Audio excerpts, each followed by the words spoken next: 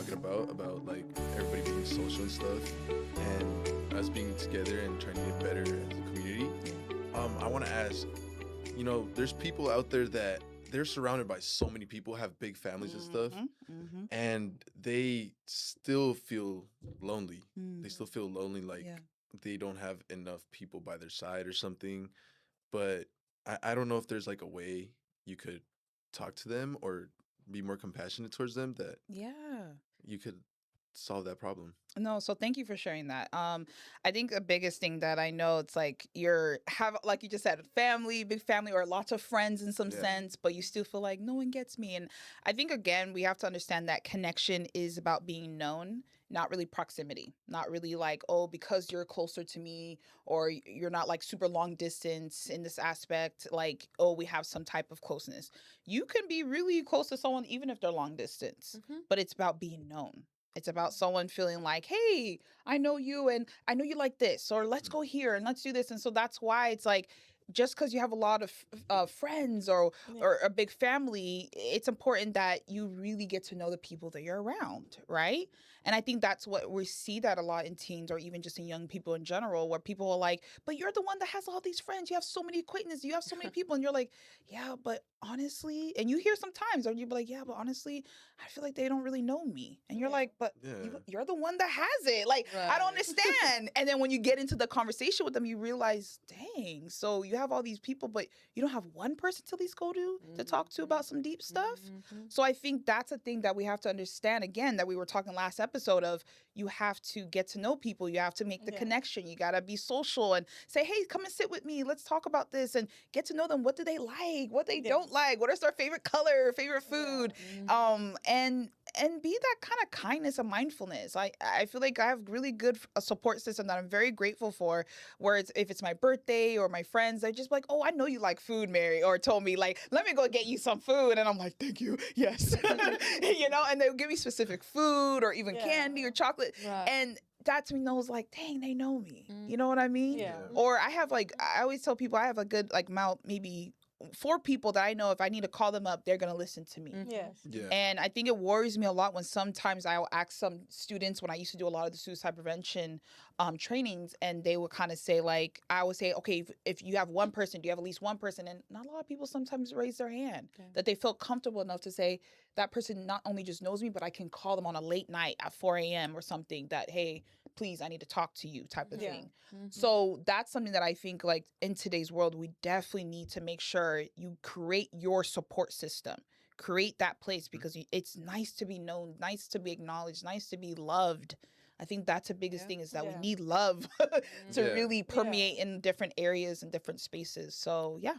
No, yeah, I understand that completely. And from my experiences, I could tell you I have a lot of friends. Yeah. Like, I'm not trying to sound like that person, but Yeah. No, it's you like are I have that person. but yeah, I have a lot of friends, Yeah. and I feel like I have my specific 2 friends that I could always go to That's for good. Yeah. any I love reason. that. I'm so happy that you And have that. It's really good. Yeah. Just because some people you feel more comfortable around, and some you don't, and Yeah. Yeah. those people are the ones you get the most emotion Yeah. out of them, and then also out of yourself. I agree. No, yeah, I completely agree. I was just talking about this in one of my classes at the Cal State because I'm majoring in ethnic studies, and a lot of like what we talk about in ethnic studies is like ethical ways of like caring for people, which is like really like radical. Like like care and love like is the greatest form of like resistance against like forms of like oppression upon us. But to really be cared for is to fully be acknowledged. Like I think it's beautiful when like someone or like even community can take the time to just listen to you and just be there, like present, to be very present. Like it's one thing to be like, oh, like together, I guess like in proximity, but it's another thing to really just hold space for another person. That saves a lot of people's lives. I think people don't understand. They're like, oh, am I doing enough? Am I doing this? I need to do this and that. Right. No, just being there like saves a lot of people's lives. Like maybe someone that like you talked to and you were just there listening to them, that saved their life that day. Yep. Come on. Yeah. Yeah. Yeah. That's very I true. agree. Very, very I true. agree. I agree. You want to go ahead and I know you have one more Oh, question. oh yeah, I have a question.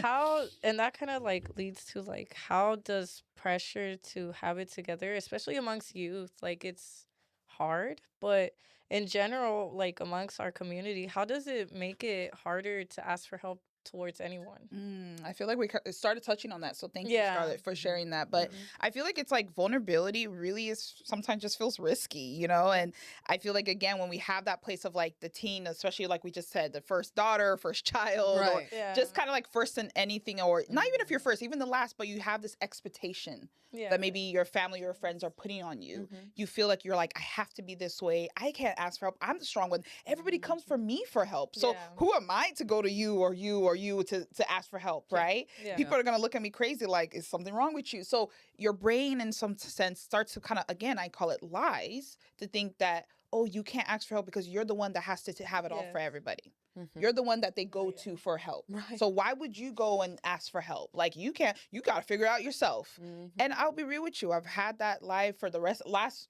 decade of my life that I felt that. And Mhm. I will have moments, again, I went through panic attack, depression, also anxiety. And I will feel that type of like, oh my God, I can't ask for help and I can't do this and I can't do that. And God was like, girl, no.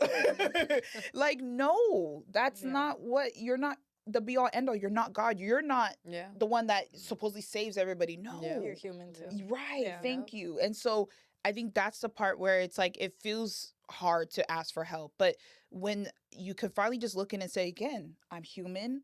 I need help too. I don't have it all together. Maybe I give good advice, but that's where you have to also create boundaries with certain people. If they're always going to you, they have to recognize and say, hey, I love helping you, but I'll be real with you. I don't have it in me to talk to you today. I don't have it in me because I'm also going through my hard time as well. Just communication's key. Like, Yes. I don't for sure. have the capacity at the moment, but it does not mean I don't care about you. that part. Yeah. Yeah. Yeah. And that's where we then go into the place of like, well, let's find someone who can, right? Yeah. Let's find someone who can talk to you and maybe even talk to me at the same time too.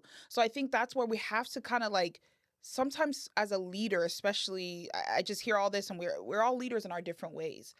Even a leader also needs help. Mhm. Hence why they have a team. Yeah. If a leader Yeah. was just like, yeah, I can do it all by myself, then they don't really need. Why do you need your team? Yeah. Right. There you right. go. Yeah. Do it all yourself. There you go. Right. Yeah, right, Valentina. So I think that's the thing that's key to this is that even people who are in those type of leadership positions that we see or higher up or influence or whatever in that sense that we see today need help too. That's why you have teams. That's why you delegate things. Mhm. So I think it's important that you have to ask for help, especially as you're pouring or helping your community. You also need to be poured into Yeah. as well. Oh yeah, that's amazing. And I mean, I think everything we've discussed so far, in this episodes, deals with how our youth gonna help youth, right? I mean, we have our youth here, Yeah. right? This Yeah. is the prime example of Yeah. how they're helping each other, how they're helping, I think even just in this own, program, I'm sure you guys, I don't know if you guys had met before, but I don't think so, right? now you guys are becoming friends. Now you guys have someone to go to, that will understand because you guys are going through this together. So I think that brings my last question for this episode, Tomi, and that is, how do us as, maybe older adults or parents that are watching, how do they misunderstand teen loneliness, right? You might think, and this just comes to my head, you might be like, oh, my kid goes to school and he's got friends, I see him all the time, he's in the soccer team, whatever.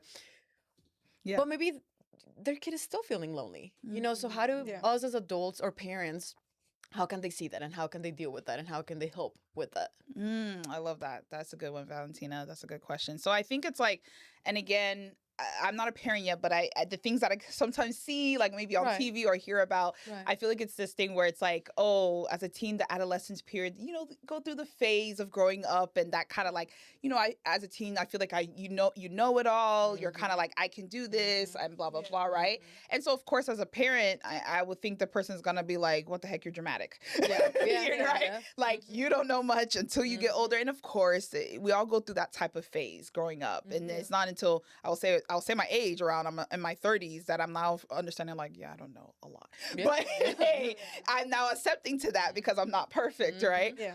But I feel like as parents have to realize as well too that sometimes, especially with a teen that's feeling lonely, it's not dramatic, right? it can be that adolescence phase where they're growing up and their body's changing, and so they're trying to navigate those things. But that's where, as a parent, you have to also look at that and give grace, honestly. But at the same time, have regular conversations with your child. Have regular conversations with them and say, hey, I noticed this or that, or how's your day?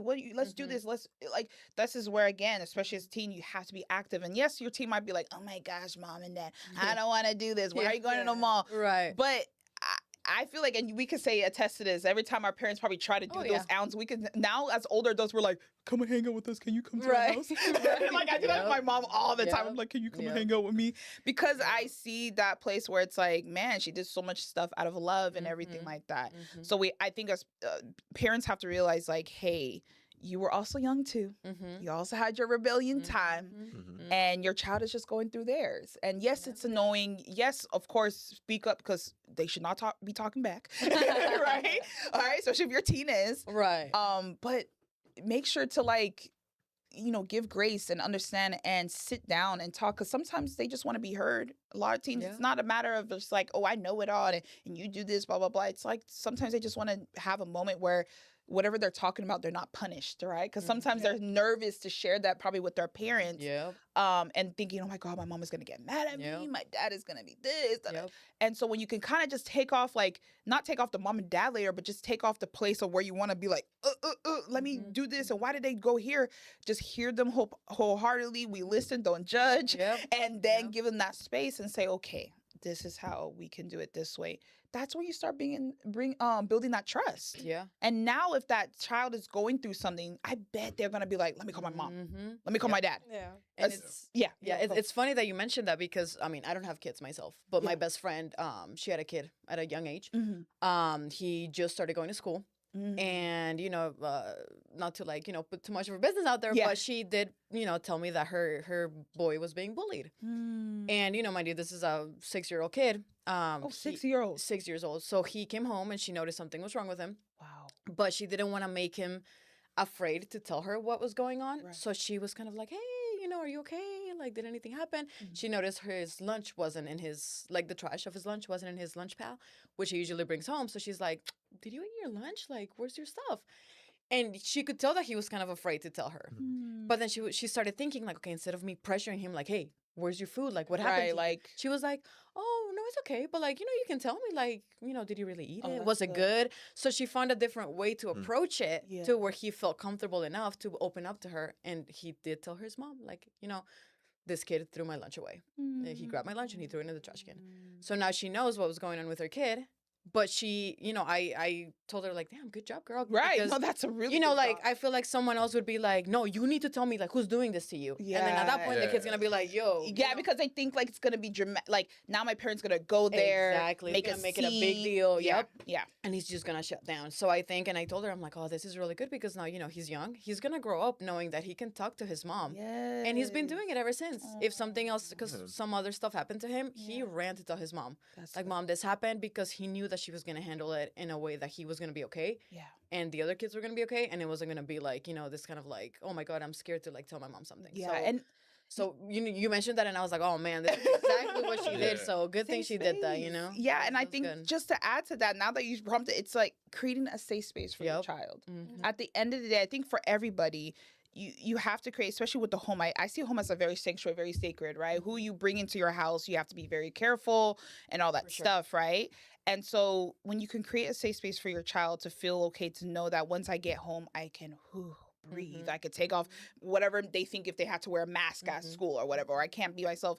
That really is a plus. Like you just said, right? That's a plus. That child now feels like, okay, I can go to my mom. And 6 years old, that is young. Oh my God, I feel bad. Like I feel so sad hearing that 6 years old being bullied. But anyways, that's another side thing. But but the point is that make this new generation or friends or even our friends, like, hey, you can come talk to me, whatever it is, Yes. I mean, I won't judge, Right. We've right. probably been through the Yeah. same thing at some point. So we need to have that safe space to let people know how we feel. And that's something, tying it back to the audience. Yeah. We invite you guys to do this, talk to your friends, talk to your family members, talk to your kids if you have kids. Or your parents, because parents might be going through something too, and maybe they don't want to tell you because they're the parent. Yeah. So you never know who might be dealing with something. But thank you guys so much for being here. This has been honestly really great. The conversations have been amazing. Yep, clap it up for you guys. Woohoo. But is there anything else you guys would like to say before we close it out?